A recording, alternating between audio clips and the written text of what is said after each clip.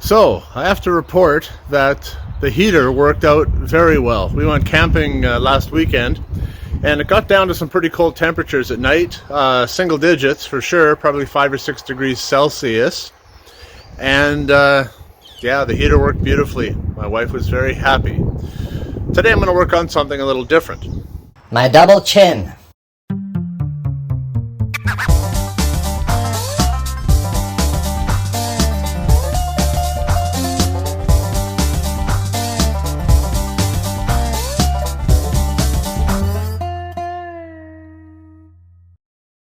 Actually, today, instead of focusing on working under the trailer, I'm going to take it up a little higher today. And I'm going to be putting in a 30 amp shore power plug in the outside of the trailer here. The reason I want to do that is up until now, I've been using this, which is essentially just a plastic cap that I take off, and then the power cable sticks out the bottom there.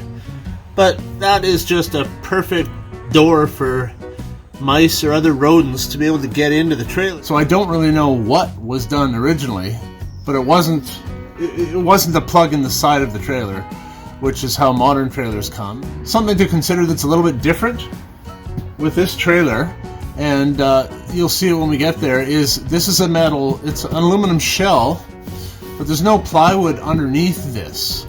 Some trailers, you've got some of your old Scotties, they're actually a wood frame trailer like this is, but then there's it's a 1/4 inch or 3/8 plywood on the exterior of that before the metal comes down. You've got some backing there to screw into when you put your plug in.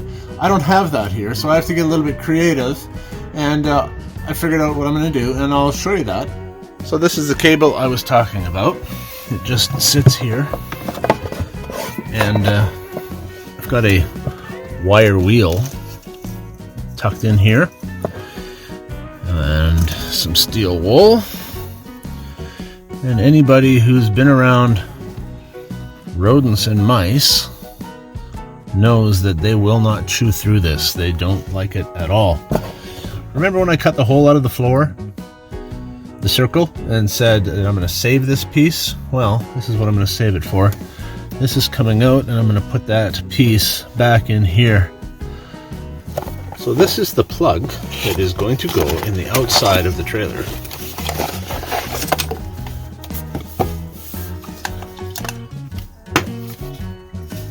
So when all is said and done, this will be on the outside, and I just open that up and I plug my cord into it.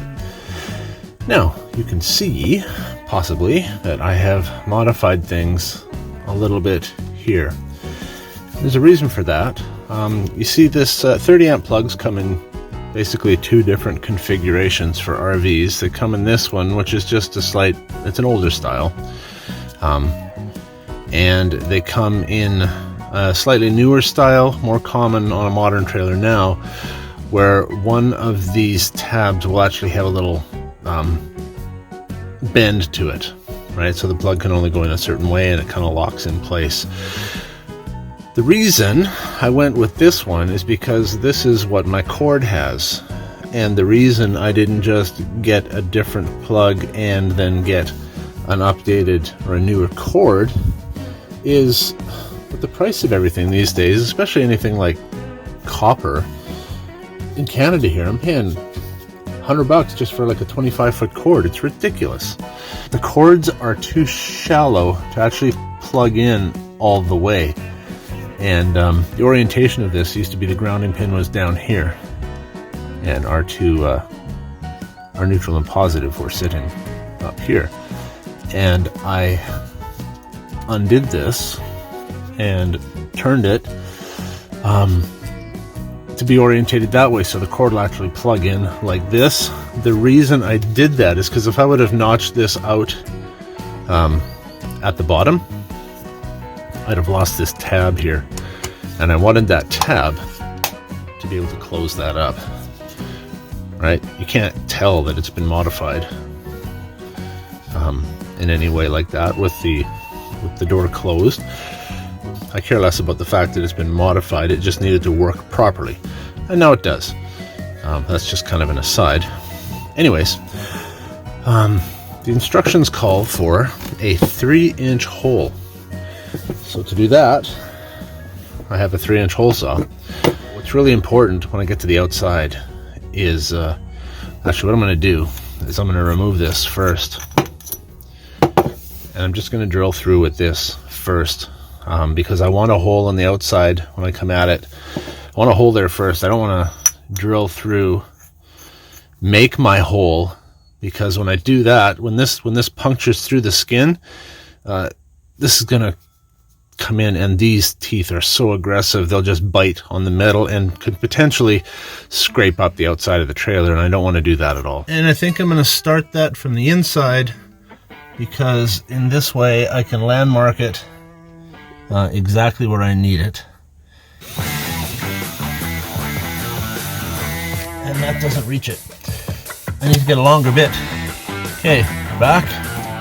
My bit is longer. And now this should take us all the way through. Now ultimately I'll have to go through with, use at least a 1/2-inch bit or so to be able to put this this cable through, because I don't need to drill a 2-inch hole through the wood paneling. At least at this point I don't think so. I think I can fit the cable through, and then the actual plug on the outside will live completely on the other side of this panel, but I won't know that for sure until we get there.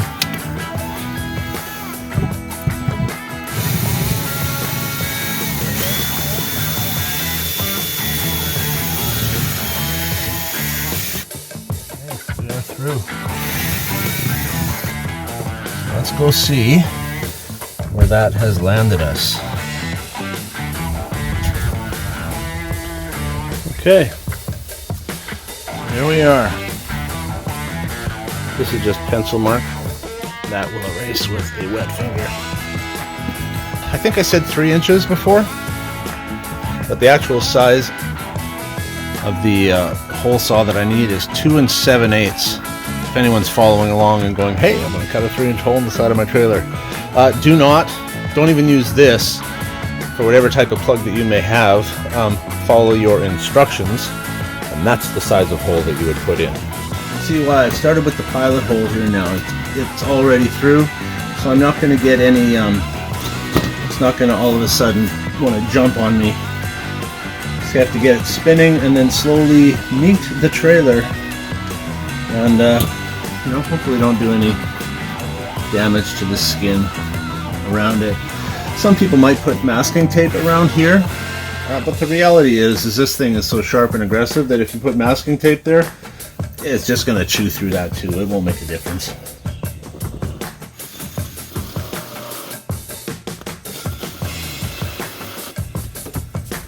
The trick is just to let the bit do the work, and I'm hardly even pushing. I'm really just bringing it to it. I'm not forcing it. I want it to just bite and stop.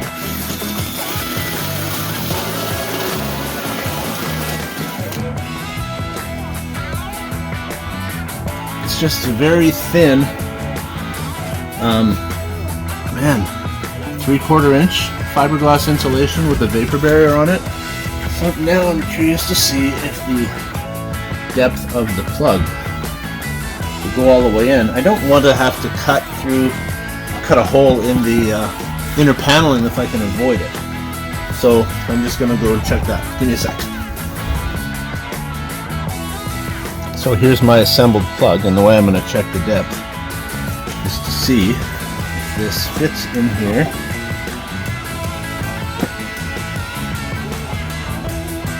You know what? It does. The back of that plastic piece is against the inside of the paneling, but there's enough flex in this wall that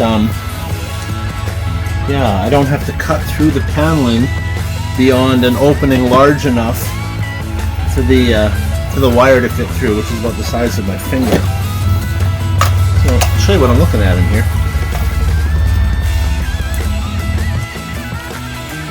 You can see the hole that I have put in here. This is the insulation, vapor barrier in behind it.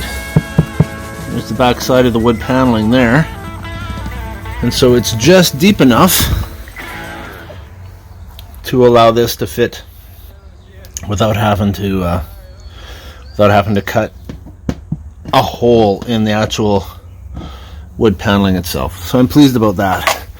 What I will have to do though for next steps is I need to put some kind of backing. Remember I was saying how some trailers are there's plywood underneath the aluminum? Well, on this one there's not. Essentially what I'm going to do is take a piece of plywood about so large, maybe 5 by 5 or 6 by 6. I am going to cut using the same hole saw a 2 7/8 hole in the center of that, and then I'm going to cut the whole thing in half. And then in 2 separate pieces I can slip them in behind, and then when I screw this into place, the screws that go through these 4 holes in the corners will have something to bite into other than just the aluminum siding. So by putting some backing in there now and having the screws actually bite into wood underneath here, then I will never have an issue with it.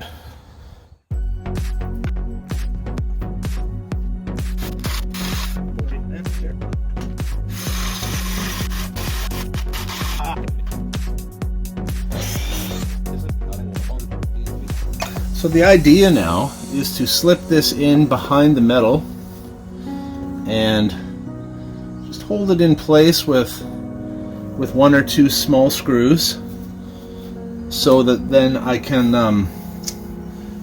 line this up and pre-drill for my 4 holes here, and then I have this plywood backing to bite into.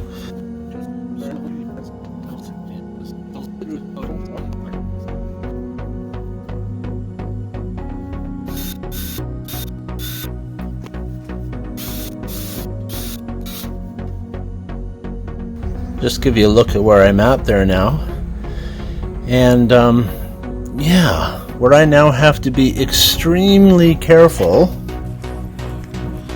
in these next steps is that no matter what happens, I cannot drop this piece of backing down inside the wall, because if I do, I've got no way to retrieve it. But sometimes you gotta live on the edge.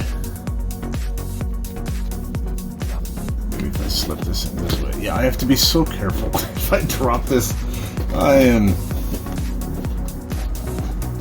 just not going to be happy.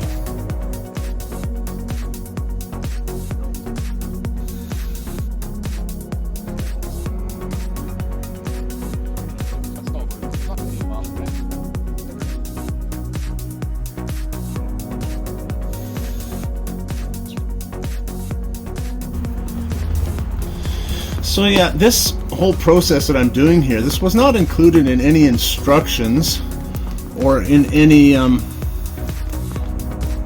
anything that I've seen anybody else do when they've mounted a shore power receptacle into an old trailer. But I've seen people do it just into the skin. And if you're doing a van conversion or something where this is steel, you'll probably get away with it, although even with steel you have to be careful not to strip out the screws. But because this is aluminum, there's no way that you could put this in and not eventually run into problems with these screws, these 4 screws that are actually going to now mount this into position. See, now I have some plywood back here to screw into. Like, this will never come loose. I'm glad I took the extra time to do this, because now I'm not going to have any problems with it. And now my next step is to enlarge this hole large enough so that my 30 amp shore power cable is able to fit through it. For the curious amongst us, me being one of them, I ended up going with 3/4 of an inch. A little bit larger than I needed, but that was the size of my bit. The next size down was 1/2 inch, and that was too small. I can little bit of slack there. A little bit of slack is a good thing sometimes. I'll take it to about here. That will give me enough room to make the connections. And then I can fit that all back inside and pull this out far enough to tighten this down. You know, I don't like this. The reason this clamp is here is to prevent, say for whatever reason, I don't know why, but if somehow this cable got tugged from the other direction, this clamp prevents the cable from getting pulled out of these terminals, which is a good thing. You never want that. Having said that,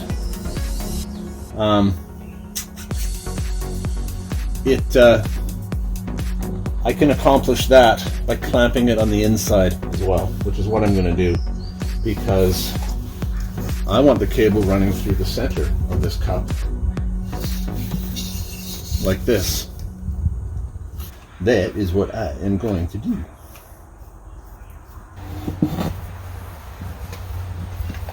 That ought to be enough.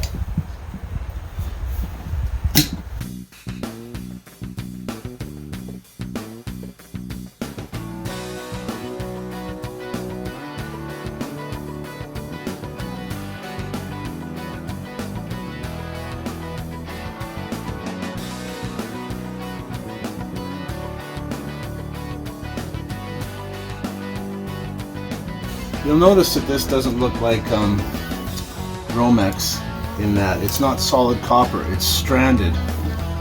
The reason for that is that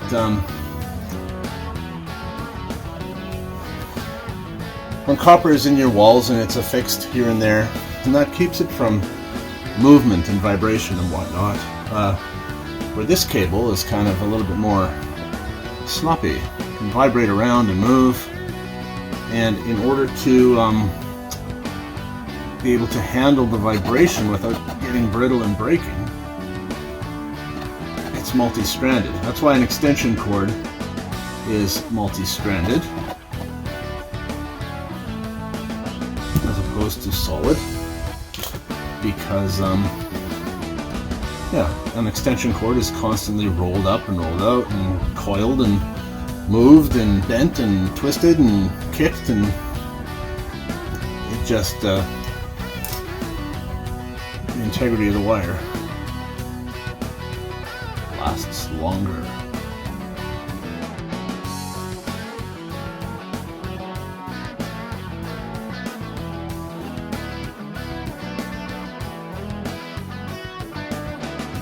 Let's slip you on first because you are going to live inside there. Now we pull you back out.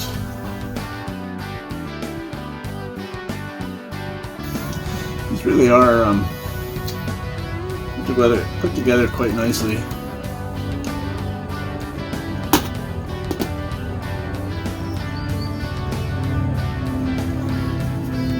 Just make sure that's in there all the way before you tighten up the lug. Once you tighten that up, that compresses the wire. It makes a really good solid connection. It's a nice.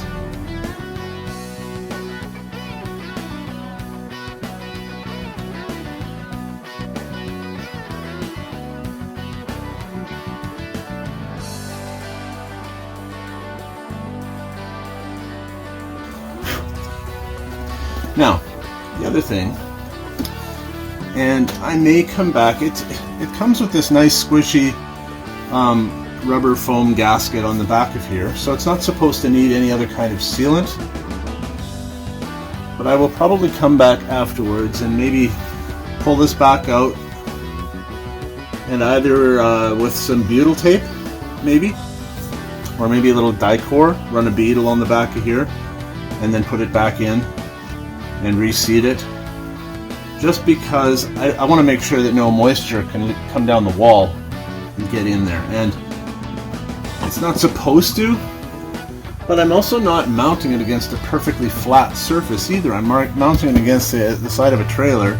It's got definite creases and ridges in it. Intentional ones, but they're there.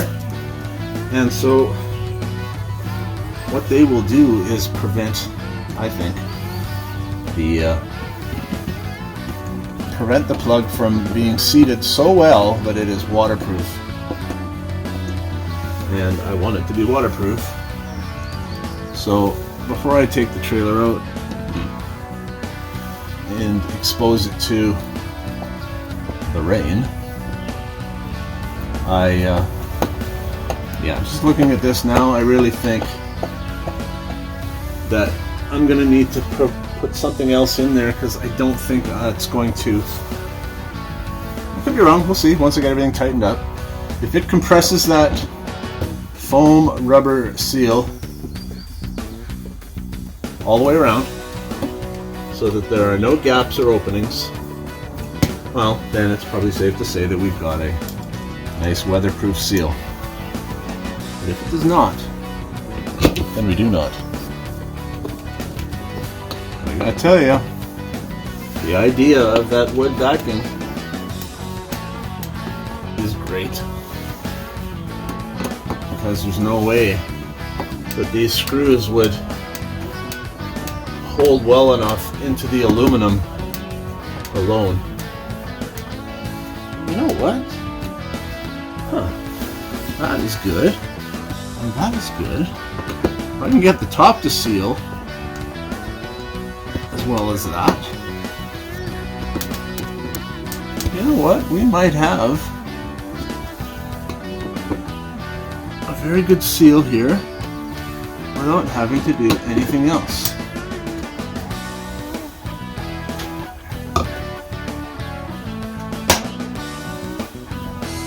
Huh.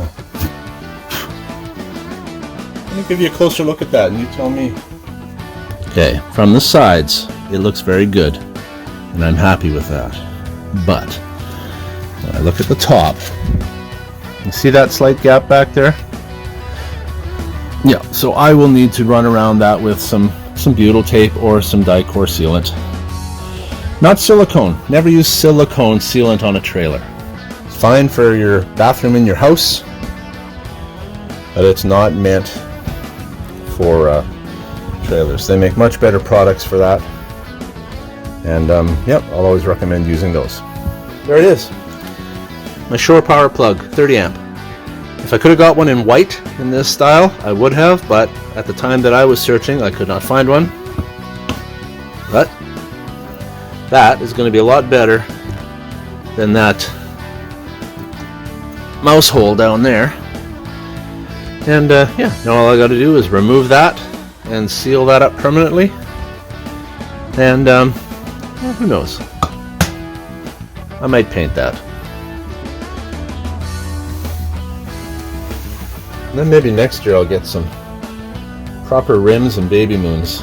The people that had this before us, they liked the mags. And, you know, to each their own. I'm not a fan. It's a modern looking mag on a vintage trailer. It just kind of doesn't match for me. And, yep, but one thing at a time. Thanks for sticking around, and we'll see you next time. Take care.